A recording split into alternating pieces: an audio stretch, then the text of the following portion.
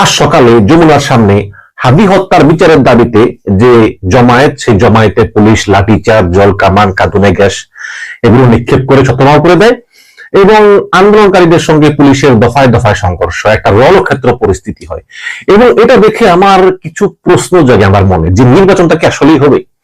এবং নির্বাচনের আর মাত্র 6 দিন বাকি আছে এবং এই 6 দিনের ভিতরে কিন্তু অনেক ঘটনা ঘটবে, দেশি চক্রান্ত, বিদেশি চক্রান্ত। এখন দেখুন, হাদি হত্যায় আমি মনে কষ্ট পেয়েছি। ছেলেটা ভালো ছিল, সে ইনসাফের কথা বলতো, ন্যায় বিচারের কথা বলতো। বিভিন্ন গোয়েন্দা সংস্থার সূত্রে আমরা যেটা জানি যে হাদির হত্যাকারী ফয়সাল সে ভারতে আছে, তার সহযোগী আলমগীর শেখ সেও ভারতে আছে এবং এগুলো প্ল্যান করেছে আওয়ামী লীগের লোকজন, জাহাঙ্গীর কবির নানক সহ। এখন যারা ভারতে আছে এদেরকে সরকার কিভাবে আনবে আমাকে বলেন তো? সরকার তো শেখ হাসিনাকে আনতে পারে না, যে শেখ হাসিনা 1500 হত্যার দায় আছে তার। এখন যমুনার সামনে আন্দোলন করে তারা কি অর্জন করবে? এখন তারা যদি মনে করে যে বিএনপি কেউ মারছে, বা তারা যদি মনে করে যে সরকারের কেউ মারছে, তারা প্রমাণ হাজির করুক, যে দেখো প্রমাণ, তাও হাজির করতে পারে না। এখন তারা দাবি করে যে জাতিসংঘ কর্তৃক তদন্ত করতে হবে। ভাই, জাতিসংঘ এতই ঠুনকো জিনিস যে কোন দেশে একটা খুন হলো সেখানে তদন্ত করবে? এটা হয় না। তারপরে সরকার বলছে ঠিক আছে, আমরা জাতিসংঘের মানবাধিকার কাউন্সিলকে বলবো যাতে হাদি হত্যা তদন্ত করে।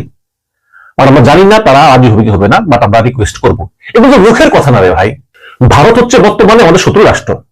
সেই রাষ্ট্রে যদি কোনো খুনি পালিয়ে যায়, আপনি কিভাবে ফেরত আনবেন বলেন? আপনি ভারতের সঙ্গে যুদ্ধ করবেন? পারবেন না তো। তারপরেও হাদির ভাইকে বার্মিংহাম দূতাবাস চাকরি দিয়েছে, তারপরে 1 কোটি টাকা নগদ, 1 কোটি টাকা ফ্ল্যাট, এখন বেশি কিনা জানি না, বাট দেওয়ার তো কথা। তাহলে প্রশ্ন হচ্ছে যে এই নির্বাচনের 5 দিন আগে এখন এই ধরনের জমায়েত কেন? অনেকে বলতেছেন যে আসলে সরকারি পরিকল্পনা করে এই জমায়েতটা করেছে যাতে আরো কিছুদিন থাকা যায়।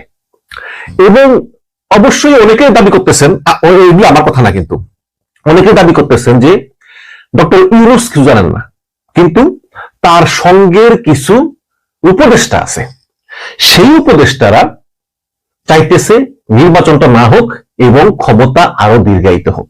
এবং তাদের পরিকল্পনাতেই এই হাদি হত্যার বিচারের দাবিতে নির্বাচনের ঠিক 5-6 দিন আগে যমুনার সামনে জমায়েত করবে। সেই জমায়েত প্রতিদিন আস্তে আস্তে আস্তে আস্তে বড় হবে এবং নির্বাচনের আগের দিন সেই জমায়েত একদম ঢাকা সরাসরি ছেড়ে যাবে। তারপর বলবে আমরা নির্বাচন চাই না, হাদি হত্যার বিচারের আগে কোন নির্বাচন না। এই হচ্ছে গিয়ে প্ল্যান, তো যেটা সরকার ছত্রভঙ্গ করে দিয়েছে। আমি বারে বারে বলি দর্শক, নির্বাচনের কোনো বিকল্প নাই, সে বিএনপি আসুক, জামাতি আসুক।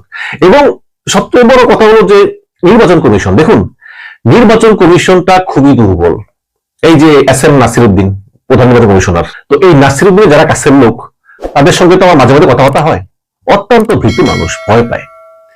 কিছুদিন আগে যখন ছাত্র দল নির্বাচন কমিশন ঘেরাও করলো, তখন উনি খুব ভয় পেয়ে গেছে। উনি চিন্তা করলো যে আওয়ামী লীগ তো আমাদের শত্রুই, এখন যদি বিএনপি শত্রু হয়ে যায়, এই ছাত্র দল নির্বাচন কমিশন ঘেরাও করলো, তো আমরা করে যাবো। তখন আমার ওয়াইফ বলতেছে যে দরকার নাই, তুমি রিজাইন করে দাও, তোমার পূর্ব সুযোগ দেখো না জেলে, হয়তো তোমাকেও জেলে নিয়ে যাবে, এখন আওয়ামী লীগ শত্রু, বিএনপি শত্রু। তখন উনি বাধ্য হয়ে এই বিএনপি ঋণ খেলাপি এবং দ্বৈত নাগরিকত্বদের মনোনয়ন বৈধ বলে ঘোষণা করে দিয়েছেন।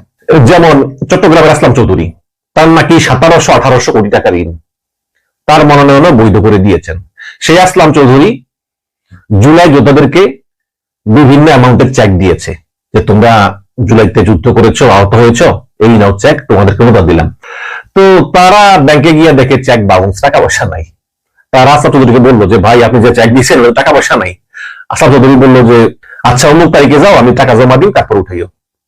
ওই তারিখে গিয়েও দেখে যে অ্যাকাউন্টে টাকা নেই। তো এই হচ্ছে গিয়ে অবস্থা। তো এইসব আসলাম চৌধুরী, বিএনপি নেতা আসলাম চৌধুরীদের মতো লোক, তারা সংসদে গিয়ে দেশ ও জাতির কি উপকার করবে আমাকে বলেন তো? তারপর দেখেন এই নির্বাচন কমিশন অত্যন্ত দুর্বল। আপনাকে একটা খবর দেখাই, মানে এদের কাজকর্ম, মানে এদের কোনো নিরপেক্ষতা মনে হয় না, এরা যে যা বলে তাই শুনে।